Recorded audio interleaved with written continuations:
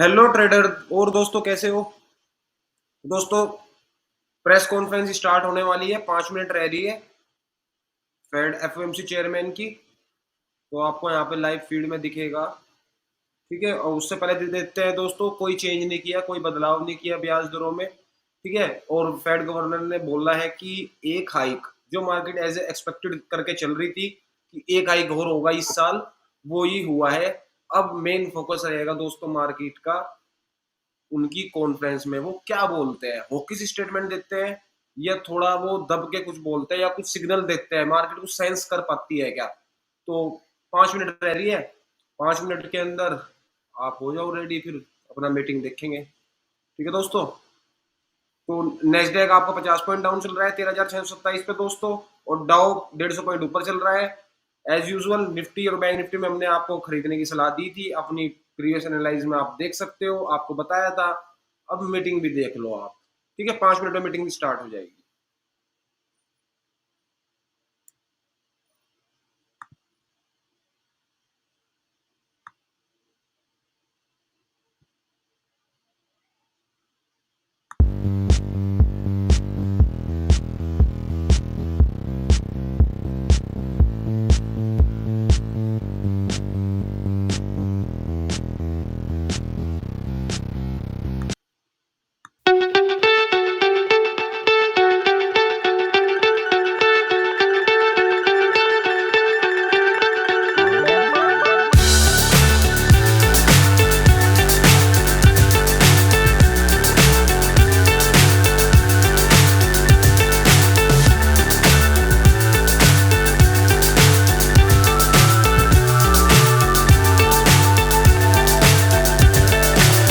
So high I'm hypnotized. What's up is down, what's left is right. Chasing stars and holding you.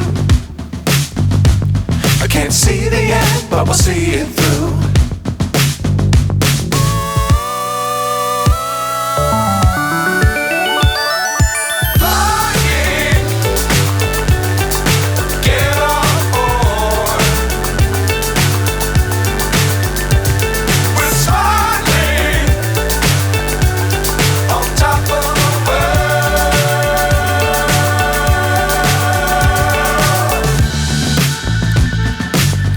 Times don't fly too high. Be sure to keep the ground in sight. Fly forever if you keep it tight. Love the world but keep the sky on your mind.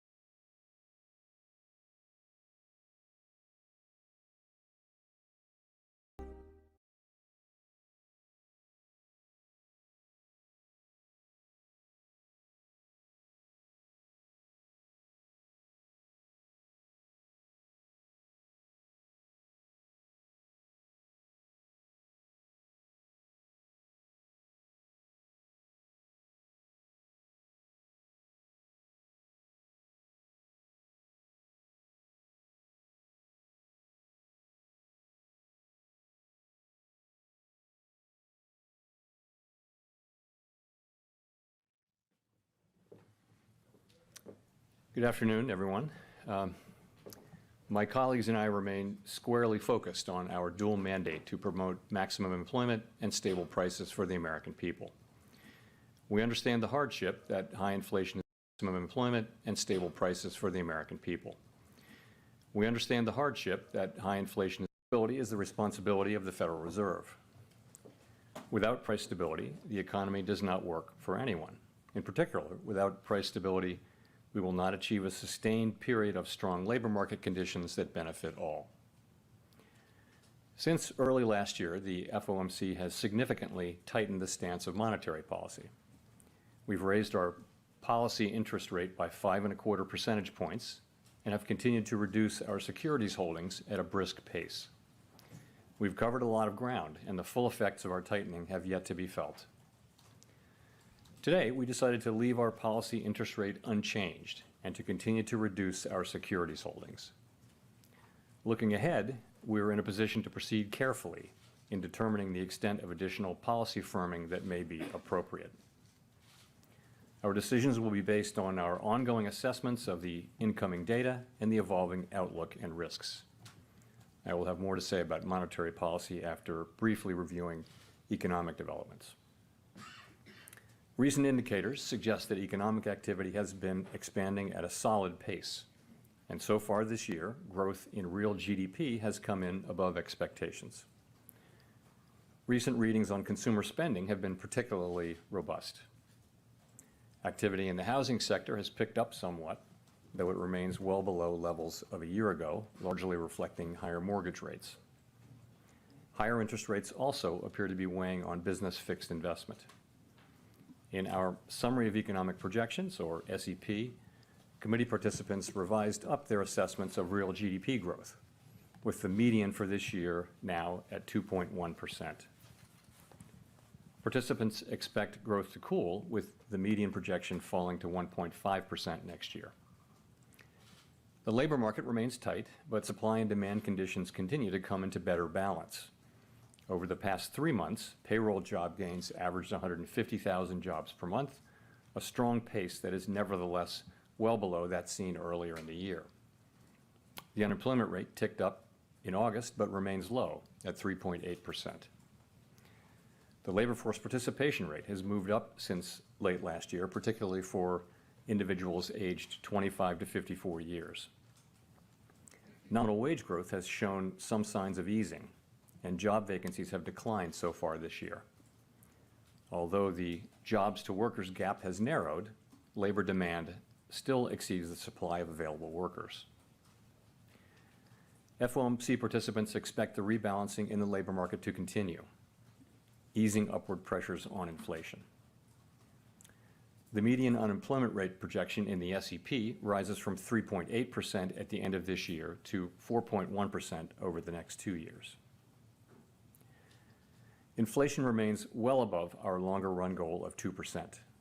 Other data, we estimate 0.4% over the 12 months ending in August, and that excluding the volatile food and energy categories, core PCE prices rose 3.9%. Inflation has moderated somewhat since the middle of last year, and longer-term inflation expectations appear to remain well anchored, as reflected in a broad range of surveys of households, businesses, and forecasters, as well as measures from financial markets. Nevertheless, the process of getting inflation sustainably down to 2% has a long way to go. The median projection in the SEP for total PCE inflation is 3.3% this year, falls to 2.5% next year, and reaches 2% in 2026. The Fed's monetary policy actions are guided by our mandate to promote maximum employment and stable prices for the American people. My colleagues and I are acutely aware that high inflation imposes significant hardship as it erodes purchasing power, especially for those least able to meet the higher costs of essentials, like food, housing, and transportation.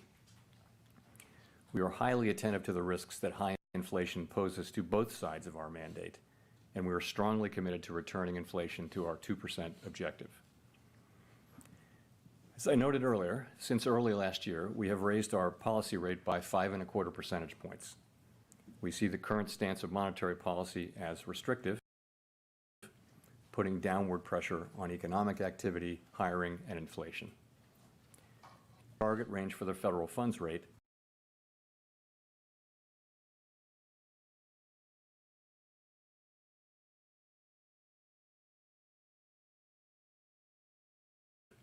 putting downward pressure on economic activity, hiring, and inflation. Target range for the federal funds rate at 5.25 to 5.5%, and to continue the process of significantly reducing our securities holdings. We are committed to achieving and sustaining a stance of monetary policy that is sufficiently restrictive to bring inflation down to our 2% goal over time. In our SEP, FOMC participants wrote down their individual assessments of an appropriate path for the federal funds rate based on what each participant judges to be the most likely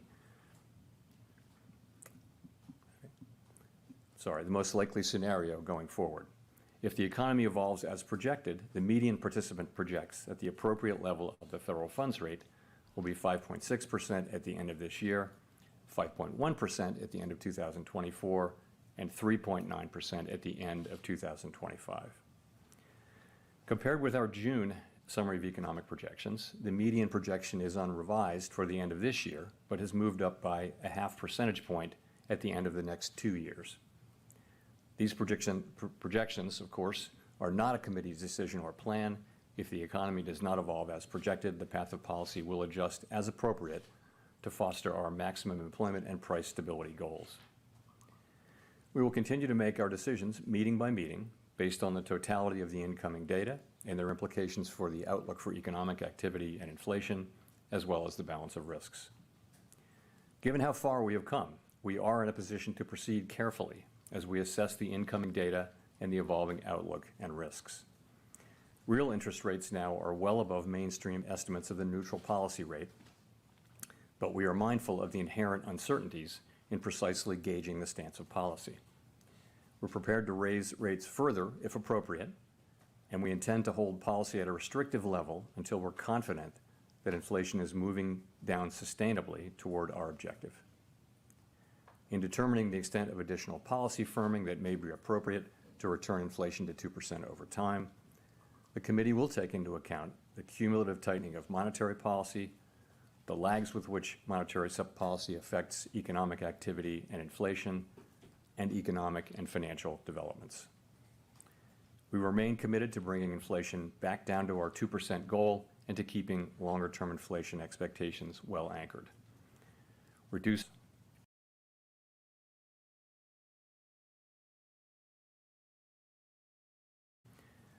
Restoring price stability is essential to set the stage for achieving maximum employment and stable prices over the longer run. To conclude, we understand that our actions affect communities, families, and businesses across the country. Everything we do is in service to our public mission. We at the Fed will do everything we can to achieve our maximum employment and price stability goals. Thank you, and I look forward to your questions.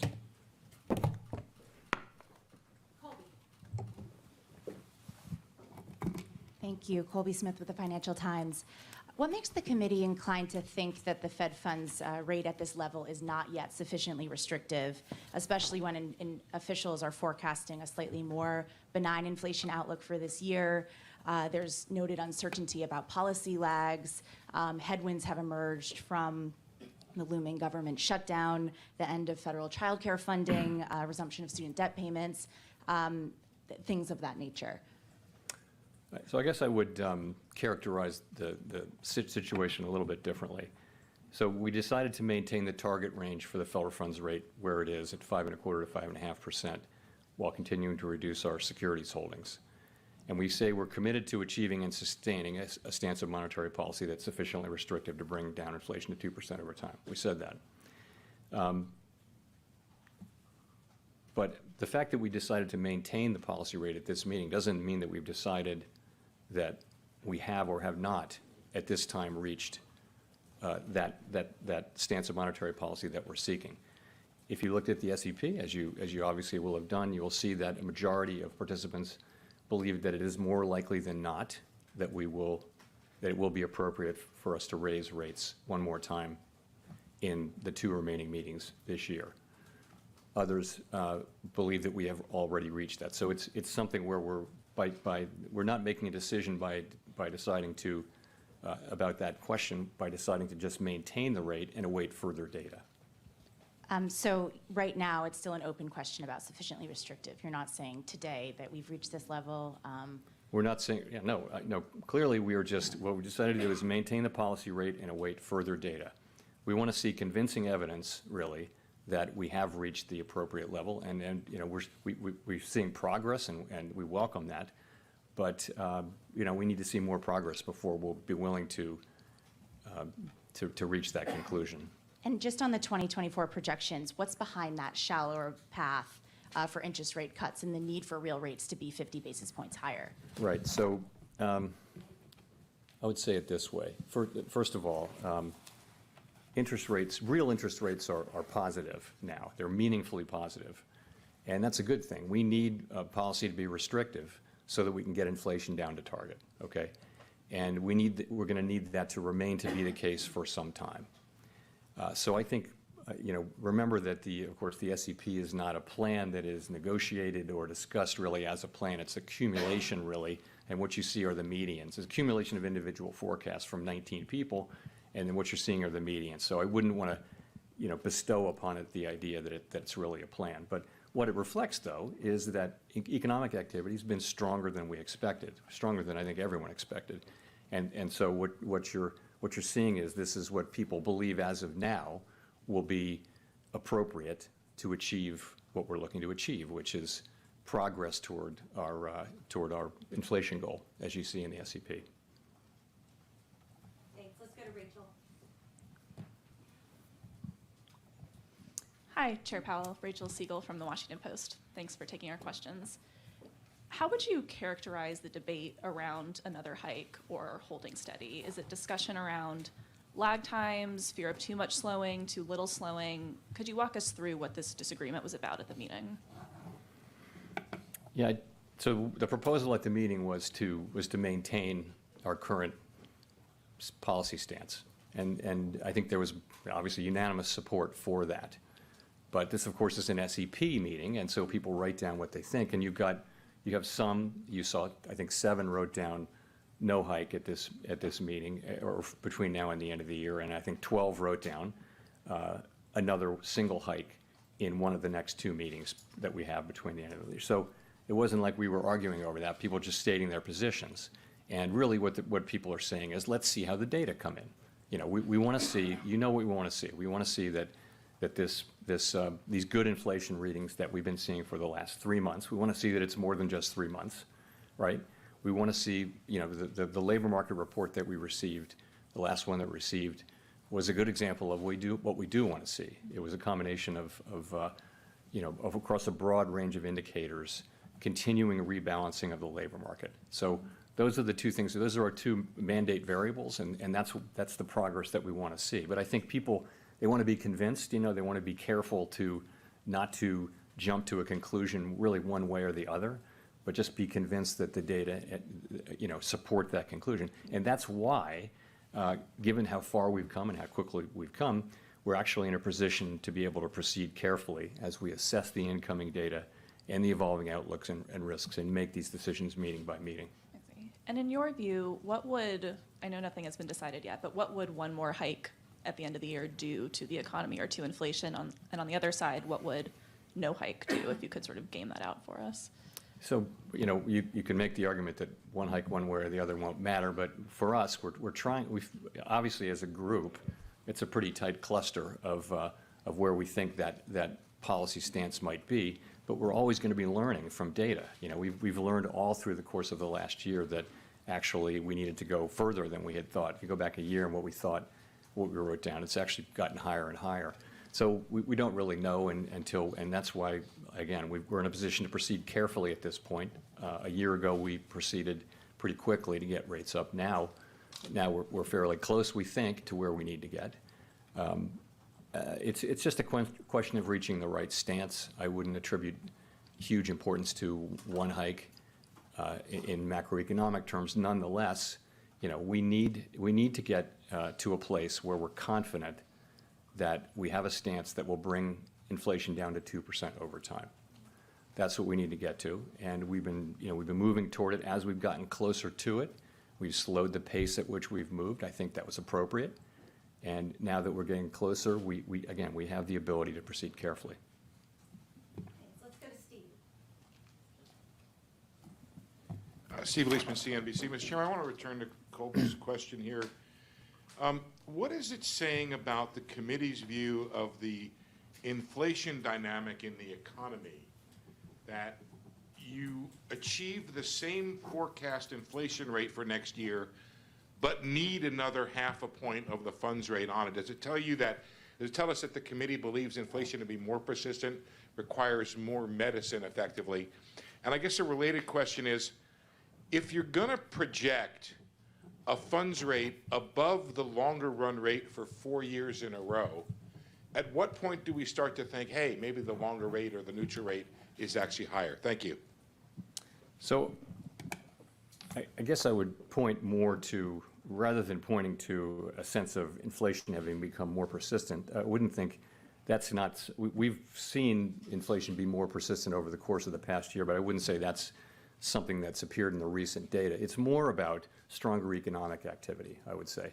So if I had to attribute one thing, again, we're picking medians here and trying to attribute one explanation, but I think broadly, stronger economic activity means rates, we have to do more with rates, and that's what that meaning is telling you.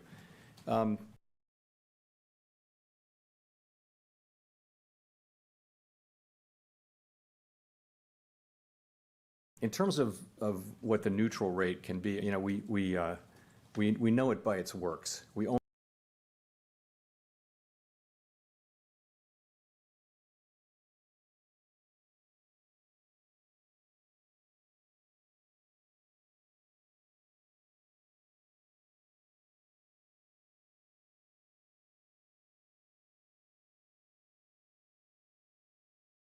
It may of course be that the neutral rate has risen. You do see people, you don't see the median moving, but you do see people raising their estimates of the neutral rate, and it's certainly plausible that the neutral rate is higher than the longer run rate. Remember, what we write down in the SEP is the longer run rate.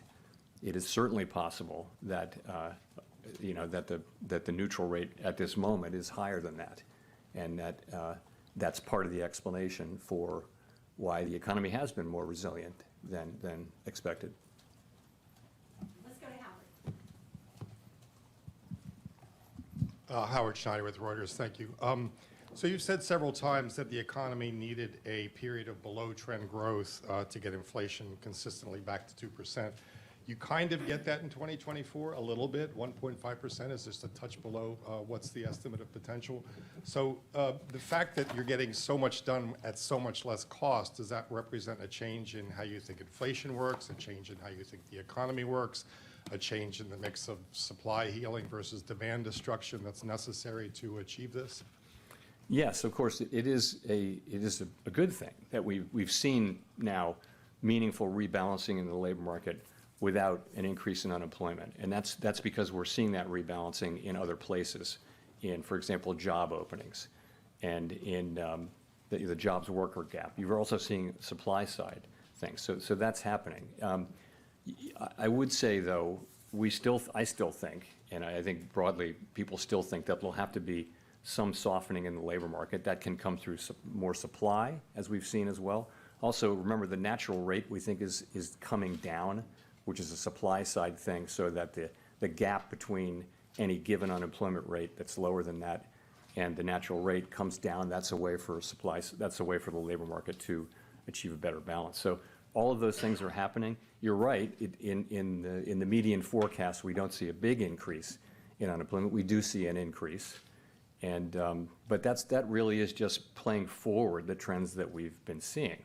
That is not guaranteed. There may come a time when unemployment goes up more than that, but that's really what we've been seeing, is progress without higher unemployment for now. So just to boil that down for a second, we've gone from a very narrow path to a soft landing. to something different. Would you call the soft landing now a baseline expectation? No, no. I would not do that. I would just say, what would I say about that?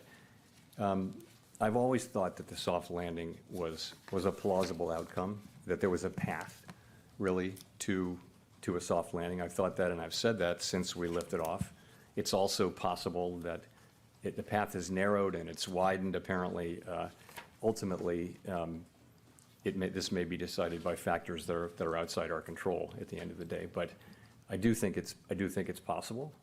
And, you know, I also think, you know, this is why we're in a position to move carefully again, that we will restore price stability. We know that we have to do that, and we know the public depends on us doing that, and we know that we have to do it so that we can achieve the kind of labor market that we all want to achieve, which is an extended period, sustained period of strong labor market conditions that benefit all. We know that. The fact that we've come this far lets us really proceed carefully, as I keep saying. So I think, you know, that's the end we're trying to achieve. I wouldn't want to handicap the likelihood of it, though. It's not up to me to do that. Nick. Nick Timros of the Wall Street Journal. Chair Powell, both you and Vice Chair Williams have indicated that sufficiently restrictive will be judged on a real rather than nominal basis, implying some scope for nominal rate cuts next year, provided further compelling evidence that price pressures will continue to subside. Is the FOMC focused on targeting a real level of policy restriction? And can you explain what would constitute enough evidence that will allow the FOMC to normalize the nominal stance of policy while keeping real policy settings sufficiently restrictive? I mean, yes, we understand that it's a real rate that will matter and that it needs to be sufficiently restrictive.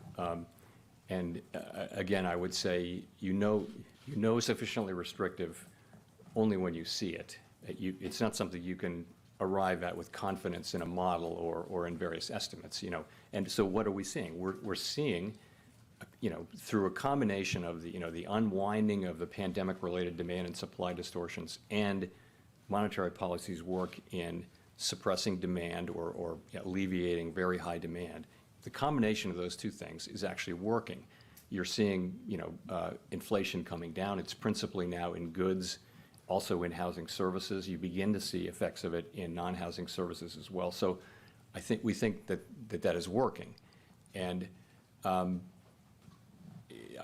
think what, you know, as we've said, we want to reach that, we want to reach something that we're confident it gets us to that level. And I think confidence comes from seeing, you know, enough data that you feel like, yes, okay, this feels like we can for now decide that this is the right level and just agree to stay here. We're not permanently deciding not to go higher, but we would, let's say if we get to that level. And then the question is, how long do you stay at that level? And that's a whole other set of questions. For now, the question is trying to find that level where we think we can stay there. And we haven't gotten to a point of confidence about that yet. Inflation projection for this year, and even then it seems possible that core PCE inflation could come in even lower than the median at 3.7%. Would you see a case to raise rates still if it turned out that you were going to achieve the same real rate this year because the decline in inflation proceeds somewhat better than you currently anticipate? The decision that we make at each meeting, and certainly at the last two meetings this year, it's going to depend on the totality of all the data. So the inflation data, the labor market data, the growth data, the balance of risks and the other events that are happening out there. We take all of that into account. So I can't really answer a hypothetical about one piece of that. It'll be trying to reach a judgment over whether we should move forward with another rate hike overall, and whether that would increase our confidence that yes, this is an appropriate move, and it will help us be more confident that we've gotten to the level that we need to get to. Gina. Thanks, Chair Powell. Following up on Nick's question, actually, John Williams, the New York Fed president, obviously, has said things to the effect of next year, as we see inflation, kind of again to Nick's point, as we see inflation coming down, we're going to need to reduce interest rates to make sure that we're not squeezing the economy harder and harder over time. And I wonder if that's basically the logic that you apply. You know, is that how you think about it? And then I also wonder, in the last press conference, you said something to the effect of, you know, it's a full year out, those discussions, and people interpreted that to mean that you didn't see a possibility of a rate cut in the first half of next year. And I wonder if that was what you meant by that, or whether, you know, how you're thinking about that timing. No, when I answer these questions about hypotheticals about cutting, I'm never intending to send a signal about timing. I'm just answering them as the question is expressed. So please, I wouldn't want to be taken that way. Sorry, the first question was that how? Yeah, so we're, as we go into next year, that's the question we'll be asking is, you know, taking into account lags and everything else we know about the economy and everything we know about monetary policy. The time will come at some point, and I'm not saying when, that it's appropriate to cut. Part of that may be that real rates are rising because inflation is coming down. Part of it just may be that it'll be all the factors that we see in the economy. And, you know, that time will certainly come at some point. And what you see is us writing down, you know, a year ahead estimates of what that might be. And, you know, there's so much uncertainty around that. When we, in the moment, we'll do what we think makes sense. No one will look back at this and say, hey, we made a plan. It's not like that at all. These are estimates made a year in advance that are highly uncertain, and that's how it is. Neil.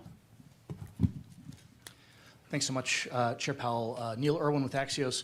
Wonder, how do you think about the question of whether the strong GDP growth that we've been seeing is driven by excess demand versus supply side factors, productivity, labor force growth? And relatedly, if GDP keeps coming in hot, even in the absence of inflation resurgence, would that on its own be a reason to consider more tightening?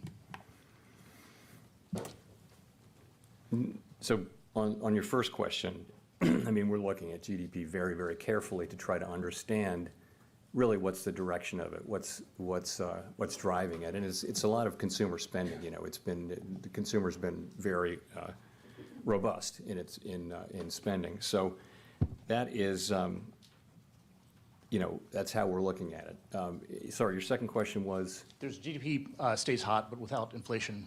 So I think the question will be, GDP is not a mandate, right? Maximum employment and price stability are the mandates. The question will be, is GDP, is the heat that we see in GDP, is it really a threat to our ability to get back to 2% inflation? That's going to be the question.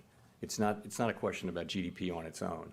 It's, you know, you're expecting to see this improvement, you know, continued rebalancing in the labor market and inflation moving back down to 2% in a sustainable way. We have to have confidence in that, and, you know, we'd be looking at GDP just to the extent that it threatens one or both of those. Victoria. Hi, Victoria Guida with Politico. There are multiple external factors that are playing out right now. We see rising oil prices, we see auto workers striking, there's the looming, very real possibility of a government shutdown. And I was just wondering, for each of those things, could you talk about how you're thinking about how that might affect the course for the Fed and the economy? So there is a long list, and you hit some of them, but you know, it's the strike, it's government shutdown, resumption of student loan payments, higher long-term rates, oil price shock. You know, there are a lot of things that you can look at, and you know, so what we try to do is assess all of them and handicap all of them. And ultimately, though, there's so much uncertainty around these things. I mean, to start with the strike, first of all, we absolutely don't comment on the strike, as we have no view on the strike one way or the other, but we do have to make an assessment of its economic effects to do our jobs. So, you know, the thing about it is so uncertain. It will depend, the economic effects, it could affect, we've looked back at history, it could affect economic output, hiring, and inflation, but that's really going to depend on how broad it is and how long it's sustained for. And then it also depends on how quickly production can make up for lost production. So none of those things are known right now. It's very, very hard to know. So you just have to leave that uncertain, and we'll be learning, I think, over the course of the next intermeeting period.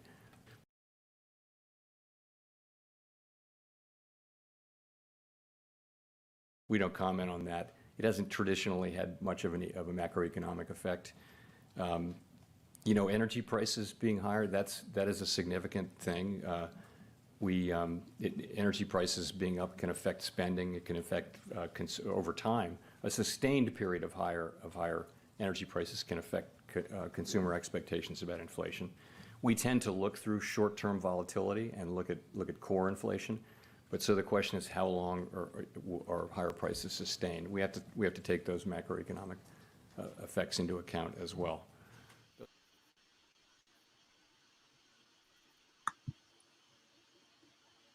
सो दोस्तों as usual जो बोल रहा था कि fade Paul sir नहीं बोलने के कोई भी पॉजिटिव आपके लिए, ठीक है। मार्केट ऑलरेडी डिस्काउंट करके चल रही थी, ये एक रेट हाइक की उम्मीद मार्केट कर रही है, बॉन्ड मार्केट से पता लग रहा था। मार्केट देखो सेंस पहले ही कर लेती है, ठीक है, और वो अपने प्राइस के अंदर पहले ही इंक्लूड करके चलती है उस चीजों को दोस्तों। तो बस पॉल सर ने क्या बोला, डाटा ड्रिवन रहेंगे हम, 2 महीने हैं, इन 2 महीने में हम एक हाइक करेंगे। अगर डाटा बोलेगा आपको हम अर्ली संकेत तभी दे पाएंगे इंटरेस्ट घटाने के या रिड्यूस करने के, जब हमें इन्फ्लेशन डाटा ड्रिवन रहेगा, डाटा देख के आगे कैसे डाटा इंप्लीमेंट होता है। और हम आपको यही अपने लाइव स्ट्रीम पे भी आपको बता रहे थे कि यही बोल लेंगे, वो आपको बताने के ही नहीं, ऐसा क्लियर संकेत देने के ही नहीं कि हम अब से घटाना स्टार्ट कर रहे हैं, ठीक है दोस्तों, यही रहेगा। बाकी सुबह को मॉर्निंग पे दोस्तों आप हमें ना लाइव अपडेट जानने के लिए आप हमें इंस्टाग्राम पे फॉलो कर सकते हो, viz.market चैनल का हैंडल है, आपको यूट्यूब चैनल के पेज पे लिंक मिल जाएगा इंस्टाग्राम का। तो दोस्तों बाकी आपने देख लिया अपना, कल को सुबह को आएंगे हम स्कैल्पिंग कराने के लिए, सुबह को 9 बजे आते हैं, डेली लाइव ट्रेड देते हैं आपको। बाकी आप चैनल पे और भी इंसाइटफुल वीडियोस है दोस्तों, लर्निंग से रिलेटेड, वेल्थ बिल्डिंग से रिलेटेड, इन्वेस्टिंग से रिलेटेड, टेक्निकल एनालिसिस से related, real time trade experience से रिलेटेड बहुत सारी वीडियो है, आप वहां पे देख सकते हो दोस्तों, आप वहां पे लर्निंग गेन कर सकते हो। थोड़ा बस फोकस करो लर्निंग के ऊपर, टिप्स के पीछे मत भागो दोस्तों, ठीक है, लर्निंग में फोकस करो, अर्निंग अपने आप हो जाएगी, टेंशन फ्री रहो, ठीक है। तो दोस्तों अगर पसंद आया तो चैनल को सब्सक्राइब करो दोस्तों, स्ट्रीम को शेयर करो। बाकी मिलेंगे कल को सुबह को अपनी स्कैल्पिंग ट्रेड डेली लाइव जो हम देते हैं आपको, ठीक है दोस्तों। बाकी हर वीक आपको एक लर्निंग वीडियो जरूर मिलती है स्टॉक मार्केट से रिलेटेड ही।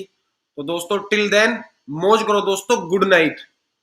सुबह को मिलेंगे लाइव स्कैल्पिंग ट्रेड पे, आपको बता दिया था, निफ्टी की एनालिसिस आपको दे दी थी 3 बजे भी, सुबह को लाइव आए थे, स्कैल्पिंग ट्रेड आपको दी थी, वहां पे आपका बढ़िया प्रॉफिट बना।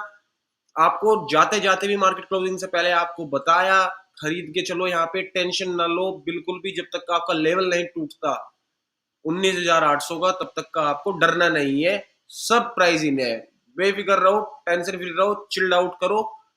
थैंक यू दोस्तों, गुड नाइट।